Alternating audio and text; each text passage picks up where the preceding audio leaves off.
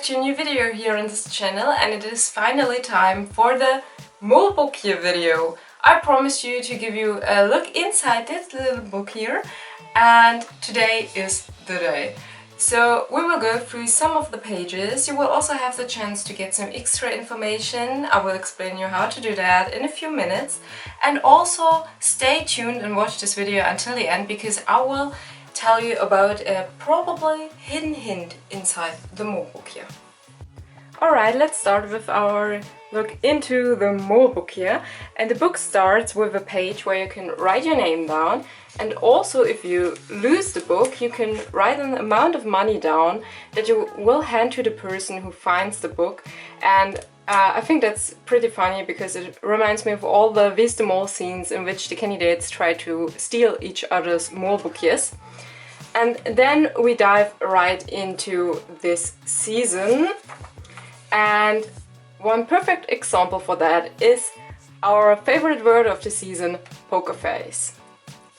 The next thing in the Molboekje is an introduction by Rick, and then we go on with some history background of Widm and also information about, well, all the things they produce alongside the actual season, so like the program Meet the Mole and all the other things.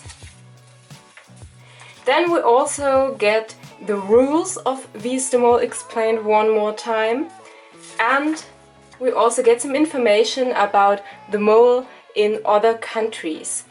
Yes, here we go with the interviews of the finalists of last year. So Kim Lian, 2 pages, Frisia, and then of course everyone.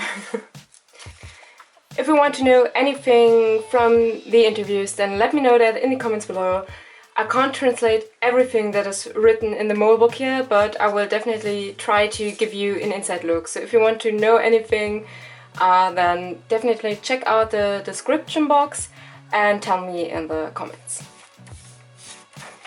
Right, some photos of last year, and then also, this is quite interesting, she is a moloot, which is the Dutch word they use for the community, for the fans, and she had the chance to watch the production of the first episode of this season, so she won that. And actually she should have been with them in an earlier season, but then the pandemic came and now it was finally her turn to be there live on set, and that is like absolutely cool, I think. And the candidates of 2023. And we go on with the candidates, because each candidate has a so-called passport, and here we get some basic information about that candidate. Alright, so as you can see, here's some basic information about Anke, like her birth date, her birthplace, where she lives now, and all of that stuff. And also down here, it is called handtekening, which means like signature, but there is no signature. So of course it refers to the passport design, but my assumption is that maybe the idea is that, like at an event like the Widm Fan Day, that you probably can get a signature there. I'm not sure about that, but that's the only explanation I could come up with why it says handtekening and then there is no handtekening. So no signature at all. Right, on the right page we can see that they want us to fill in some suspicious actions that person did, and also who she thinks is suspicious, this would be here, and also with whom that person has a bondje, so a bond. And as you can see, I didn't really fill that in until now. I use other pages, which you will see in a few minutes, but yeah, the only thing I filled in is that she has a bondje with Daniel. And also, that's not all about the candidates, because on the next page each candidate had to answer 10 questions, so they all answered the same 10 questions, and some of them gave pretty long answers, some of them really just quite short answers. And I thought about how we could do that, because I think that's quite interesting. And I came up with the idea that I will translate you the 10 questions in the description box of this video. And then you can write me in the comments if you want to know anything about it. So you basically just write like question number 4 and then Anke, for example, and then I will translate you what Anke answered to question number 4. I thought this would probably be the best way to give you the information which can probably help you to figure out who the mole is. And at the same time, I just can't translate the whole book for obvious reasons, I think.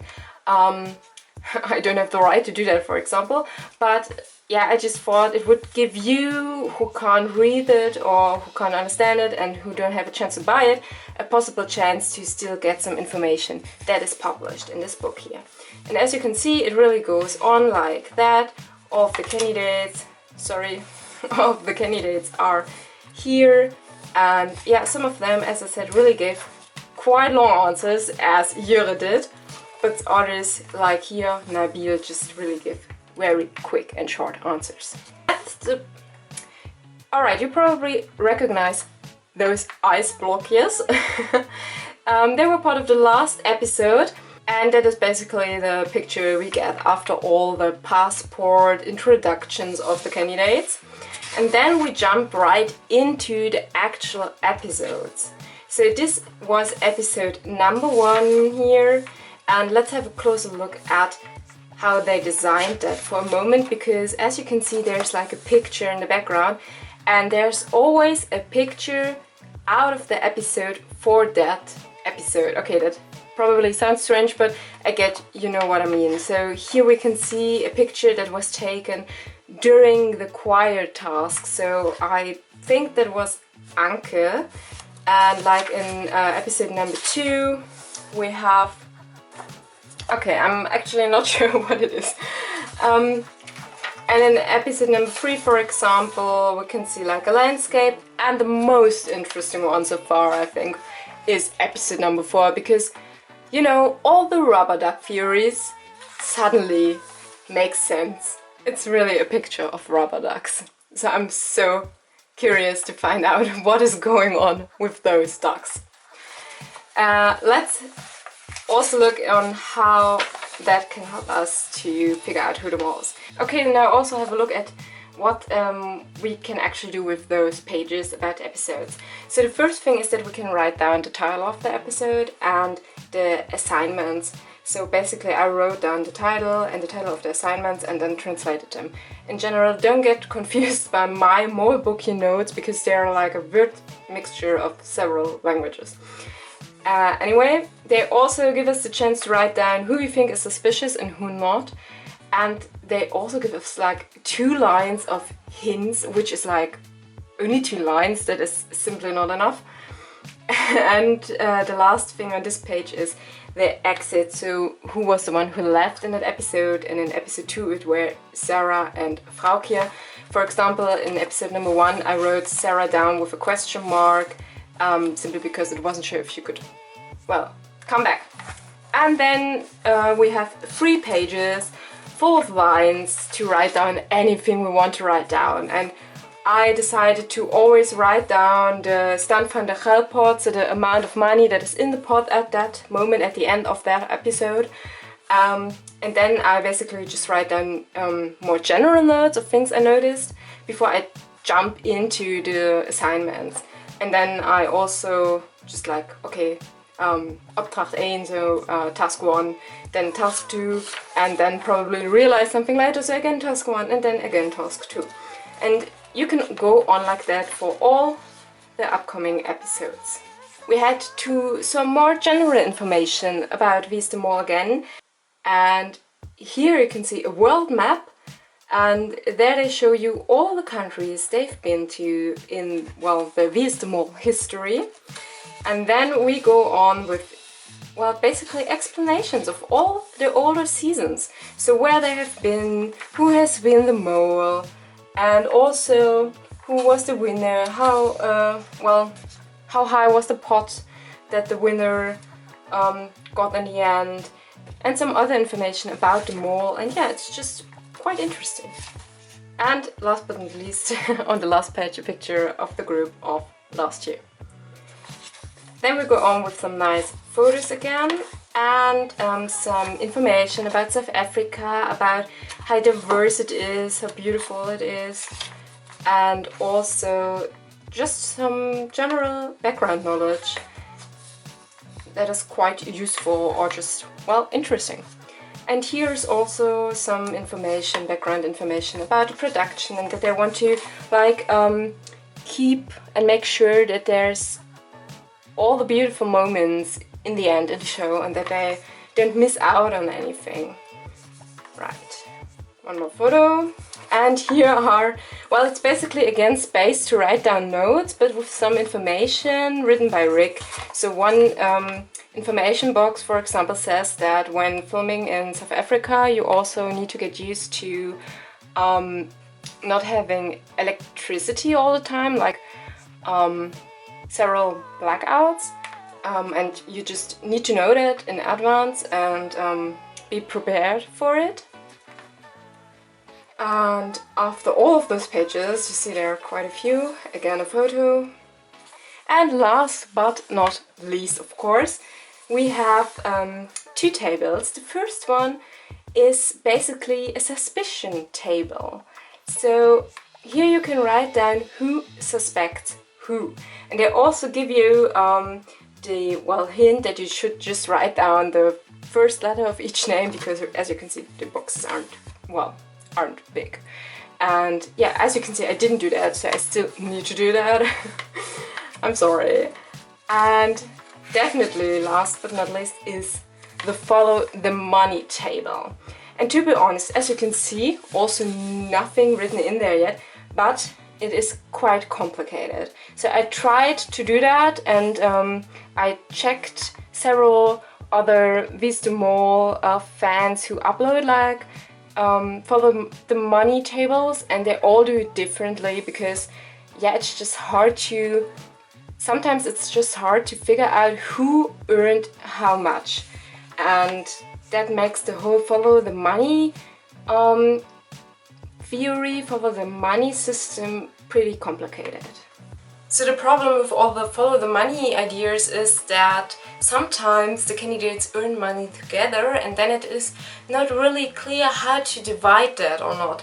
One simple example, in episode number 1, Sarah won 1,500 euro in the choir task.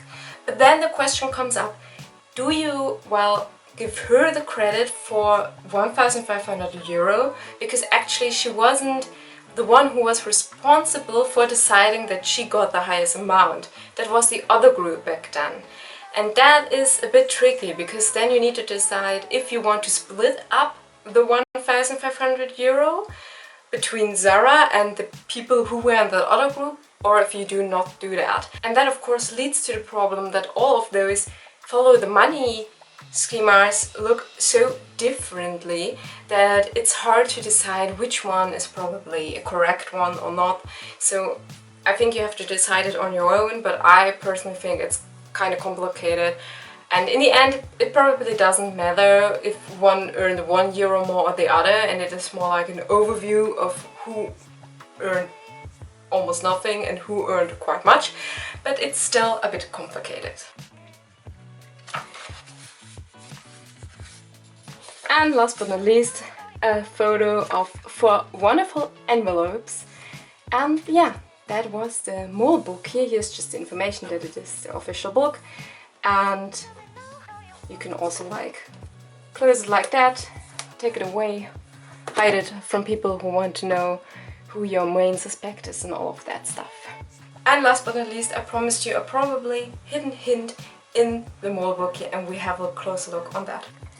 Alright, the hint I'm talking about is about Aniek, and it actually is about the way her birth date was written in the book, because as you can probably see, there's a mistake in it. So actually her birthday is on the 22nd of March 1971, but they didn't write 03, they wrote 30, which isn't a 3 but a 30. And of course that could be a simple mistake, but someone decided to just add the numbers up. So 22 plus 30 plus 1971, and that, by accident or not, sums up to 2023. So it could be a pretty, well, almost a bit funny hint to our actual season, the 2023 season. And one more notice, for someone they also had another mistake in the birth date, because they didn't write the number, but they wrote the word May for it, but that one is Sunday, so we know it doesn't have any meaning. It's just like a mistake, I think, that they didn't recognize before publishing the book. That was the Molboekje. Thank you for watching. If you want to make sure not to miss any further more videos, then subscribe. Also follow me on TikTok and on Instagram, and don't forget to ask your question in the comments below. I will see you in the next Hints and Theories video. Until then, bye!